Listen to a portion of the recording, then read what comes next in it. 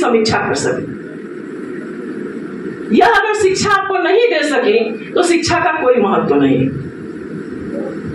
और सुबह से जितनी भी चर्चा हमने सुनी अंग्रेज शिक्षा नीति की, अंग्रेज काल में जो पूरे भारत की शिक्षा नीति थी, वह यही चीज याद रखने के लिए हमें कहती है। क्योंकि हमारे सारे विद्वानों ने बहुत सुंदर तरीके से जिनका जो अनुभव था उन्होंने रखा है, उसको अगर एक लाइन में मैंने जो अनुभव किया है अंग्रेज शिक्षा नीति को, एक CSR फंडिंग करती है कंपनियां, जो बड़ी बड़ी कंपनियां हैं अपने देश में अभी, पूंजीपति कंपनियां, उनका एक डिपार्टमेंट होता है CSR कहलाता है। CSR का मतलब होता है कॉर्पोरेट सोशल रिस्पॉन्स। मतलब जो कंपनियां हैं उनके जो सामाजिक दायित्व, मतलब इसको अगर ठेठ भाषाओं को तैयार करके वह 200 साल तक हमारे ऊपर टिके रहे, हमारे ही लोगों को बीच हम से निकाल के। और जब लंबे समय हम किसी चीज में रह जाते हैं तो हम उसके अभ्यस्त हो जाते हैं, जाने अनजाने अभ्यस्त होते चले जाते हैं।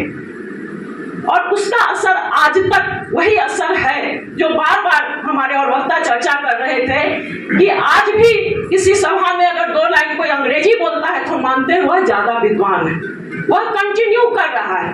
और आज भी शिक्षा का मतलब, अगर आपको नौकरी नहीं मिली यानी आपकी शिक्षा का कोई माने मतलब नहीं है। आप भले ही कितने ज्ञानी हो, आप कितने ही, आपका व्यक्तित्व कितना ही बेहतरीन हो, आप समाज के लिए कितना ही बेहतर सोच रहे हो, लेकिन अगर आपने पैसे नहीं कमाए, किसी की नौकरी नहीं करी, तो आपके पास आपकी उस शिक्षा का कोई माने मतलब नहीं है। और अभी इस आधुनिक युग में, चूंकि मेरी जो बात हुई थी रायसर से, तो उन्होंने कि चूंकि मैं सामाजिक क्षेत्र में काम करती हूँ तो मुख्य रूप से मुझे इस विषय पर बात करनी थी कि समाज का क्या योगदान है शिक्षा के क्षेत्र में, या सामाजिक क्षेत्र में काम करने वाले लोगों का क्या योगदान है। मैं उसी संदर्भ में इन बातों को रखना चाहूंगी। उस पाप का थोड़ा प्रायश्चित भी करते रहा करें। एकदम ठेठ भाषा में मैं बता रही हूँ, गूगल में CSR का क्या मतलब है देख लीजिएगा। तो एक तरफ वह आपके संसाधन पर कब्जा करती है, उसमें का एक छोटा सा टुकड़ा आपको फेंक के दिखाती है कि हम आपकी भी चिंता कर रहे हैं। और बिल्कुल यही चीज अंग्रेजी शिक्षा नीति का था जो इतनी देर से यहाँ बहस चल रही थी। आप उसको जिस भाषा में कह लीजिए, उनका एकमात्र उद्देश्य था, चूंकि वो पूरे भारत के संसाधन का, चाहे वह मानव संसाधन हो या भौतिक संसाधन हो, उसका दोहन कर रहे थे। तो उनके अंदर वह विरोध, केवल शिक्षा, साहित्य की शिक्षा के साथ साथ कुछ कुटीर उद्योगों की भी शिक्षा दी जाए ताकि बच्चे आत्मनिर्भर हो सके। ये गांधी जी की अच्छी योजना थी। उसके बाद 1937 में एक योजना आई, लेकिन 1939 में फिर द्वितीय विश्व शुरू हुआ, उसकी कोई मतलब नहीं रहा। 1944 में शिक्षा की सार्वजनिक योजना आई, वो भी फलीभूत नहीं हुई, क्योंकि उसके बाद अगले 2-3 वर्षों में हमारा देश आजाद हो गया।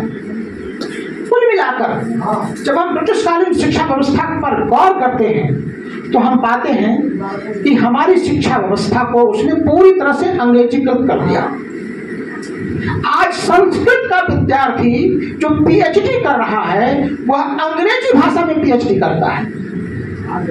ये विडंबना, ये दोनों साहित्य है, और तब उसको बड़ी श्रद्धा से, बड़े अधि से देखा जाता है।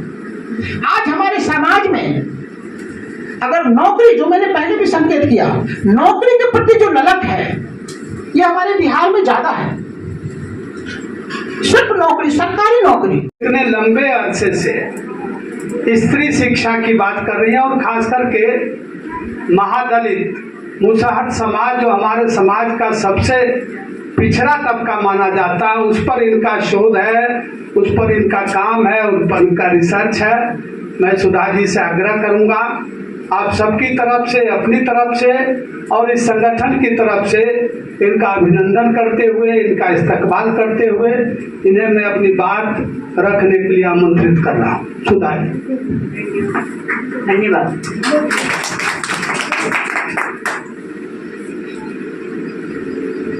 शायद हम लोग कभी सोचे नहीं हैं, लेकिन ये सोचना जरूरी है। शिक्षा में दलित, महादलित, खास करके मुसहर जाति और महिलाएं कहाँ हैं?